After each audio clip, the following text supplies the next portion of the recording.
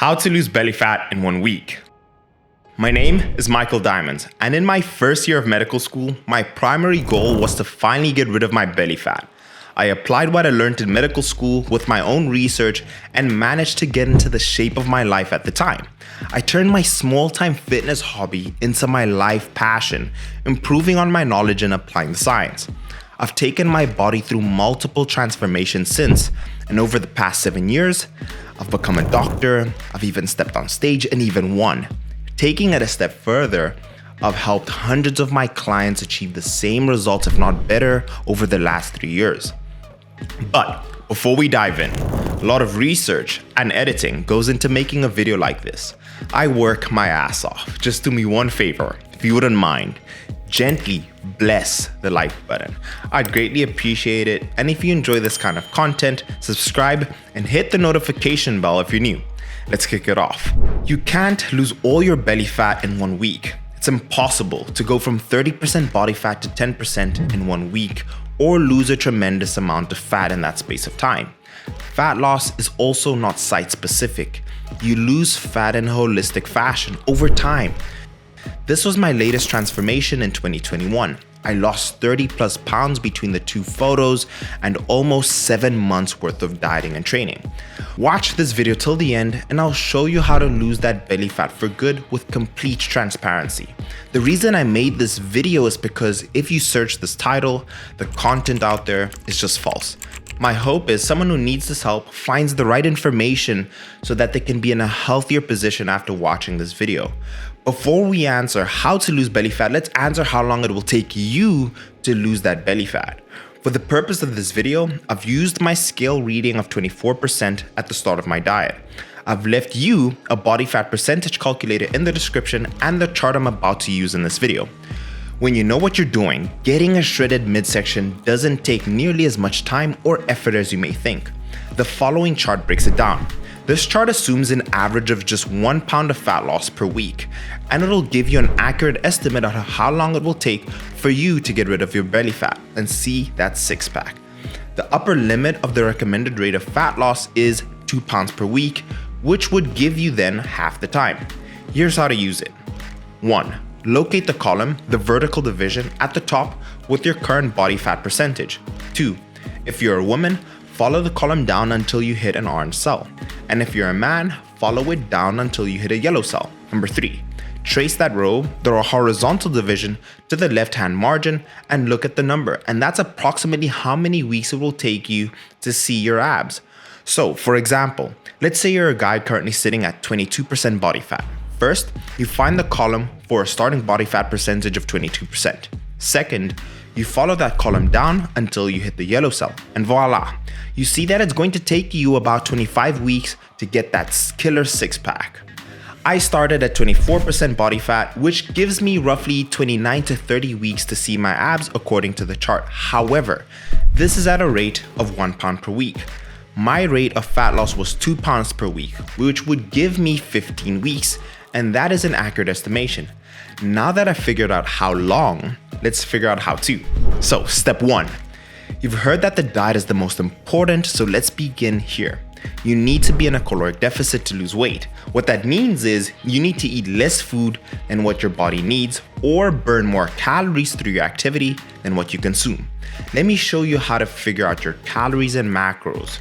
The realistic way to track your calories and more so your macros is through an app called MyFitnessPal. Any other way is a shot in the dark and it tends to be overcomplicated. It's super simple. So I'm going to show you how I use MyFitnessPal to build a diet and also to build the correct macros to be able to lose fat and build muscle. Our main goal is to lose weight. I highly recommend you choose 1 pound per week. It's very tempting to want to choose 2 pounds per week because you want to get to your goal quicker. In my own experience, individuals tend to have a lot of repercussion with having such an aggressive caloric deficit. I highly recommend 1 pound per week. Awesome, and based on the data, it's giving me 2,280 calories and that's gonna put me in a caloric deficit at 2,280 calories. Now, we've figured out our calories. Now we want to figure out what our perfect macros are. And I'll go through my thought process in terms of setting up the best macros, and you can do the exact same. So my general rule is I like to eat more than 1 gram per pound of body weight. So if I'm 175 pounds, I want to eat between 175 and slightly above that to be able to maintain or even build muscle mass. 200, that's 35%. I'm okay with that. And typically when I choose fat, which is the next parameter, I like to choose between 20 and 25% of my total calories. So I'm going to bring that down to 20, and that gives me 51 grams of fat. I'm happy with that. And as you can see, we just need to balance things out, and we're going to reduce carbohydrates from 50 to 45%, and we're going to click check, and that is perfect. You will see that your goal is to be able to get to as close as possible 200 grams of protein, get as close as possible to 257 carbs and 51 grams of fat. In my experience, the individuals who hit these numbers the closest are the ones who tend to see more detail in their body. So we don't want perfection, we just want progress. It's super easy. This is what I do. This is what a lot of individuals have done in terms of being able to make this transformation. I highly recommend trying MyFitnessPal out. Any other questions you have about it, leave it in the comment section down below and I'll gladly answer. Fundamentally, this is the most important step. Once you follow a diet, you need to do so consistently for the time you calculated in the beginning of the video.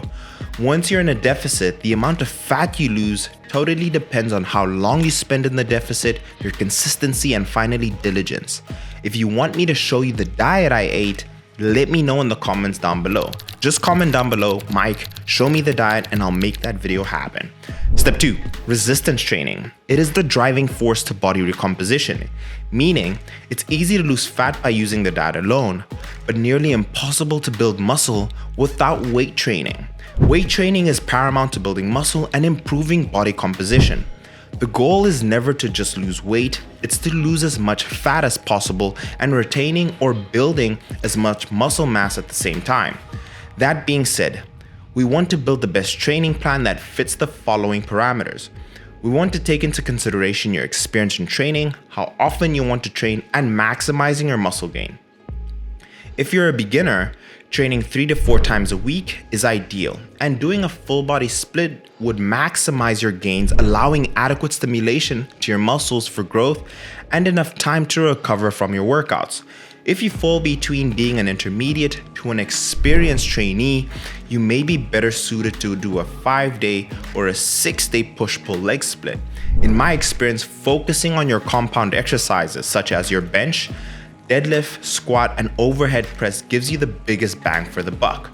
What I want you to focus on. Number 1 is your form and technique. Here we want to focus on how to execute the exercises without causing harm or injury to yourself and to attain maximum benefit. Choose the heaviest weight you can to achieve the desired number of reps in each set without sacrificing your form. Rest. When performing compound movements, the bench, squat, deadlift, overhead press, I normally take 2 to 3 minute rests between sets. With accessory exercises, 1 minute is enough. With ab exercises, I normally take about 20 seconds. Number 3, record your weight. Progressive overload is when you gradually increase the weight, frequency, or the number of repetitions in your strength training routine. This challenges your body. Now, let's move on into step 3. Cardio. It's a great tool for fat loss. Without getting too deep, HIIT versus LISS, the main goal is to burn more calories. My best advice is to simply start walking. I like to start walking at 8,000 steps a day. The physical and mental benefits are life-changing. The following week or 2 weeks after, increase your steps and over time work your way to 13,000 steps and keep increasing your steps by 1,000 step increments.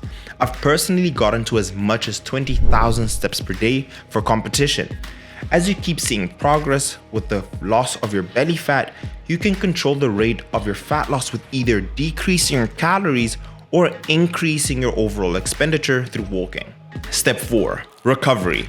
It is in my own experience, if we truly want to achieve pure fat loss, we simply have to pay more attention to how much sleep we're getting.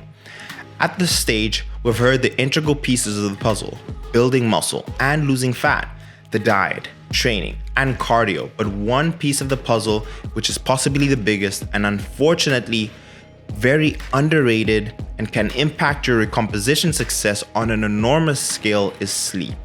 How much sleep do we need to build muscle to lose fat? The National Sleep Foundation recommends 7 to 9 hours of sleep per night for a young adult and adults seeking general health and well-being. Personally, I recommend anywhere from 7 to 8 hours of sleep to adequately provide enough rest for your body to recover and for your brain to function properly.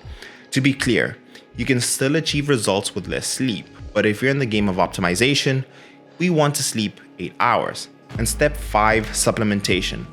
Although this plays a minor role in body recomposition and without bias, for a beginner, I'll mention most trial and tested supplements from examine.com. Number 1, whey protein. It's high quality, well-absorbed source of protein that's very useful for hitting targeted daily protein goals. Its benefits extend to the benefits of increasing protein intake in general, such as augmenting muscle gain in conjunction with resistance training, limiting muscle loss during low-calorie diets, and modestly limiting the fat gain during periods of excessive calorie intake. My personal favorites are the peanut butter flavors from Oxywhey and Isopept from EHP Labs. I've linked that in the description below, and using Diamonds 10 directly supports me. Next one, creatine. The primary benefit of creatine is an improvement in strength and power output during resistance training. For this purpose, creatine is well researched and the effects are quite notable for a supplement. When used in conjunction with resistance exercise, creatine may modestly increase lean muscle mass. And finally, for me, pre-workout. Pre-workout supplements are extremely popular and are well researched. They can contain a combination of ingredients that increase training volume, muscular endurance, improving blood flow to the muscles, and even enhances focus. For me, it's Pride from EHP Labs, by far the best one I've used. If you do choose to purchase these supplements from EHP Labs, use my discount code DIAMONDS10. That directly supports me, and I can promise their products are second to none. I hope you enjoyed the video, and because you've stuck with me till the very end, I'm giving away 3 gift cards worth $100 each of either EHP Labs, Gymshark, or Alpha League. You're going to get to choose. All you need to do to enter the giveaway is number 1, like the video. Number 2, subscribe. Number 3, comment down below answering or asking any of the questions that I asked earlier in the video. That's all you need to do. I'm gonna use a random generator to pick the 3 winners so you all have an equal chance. So good luck, and I'll see you guys in the next one. Peace.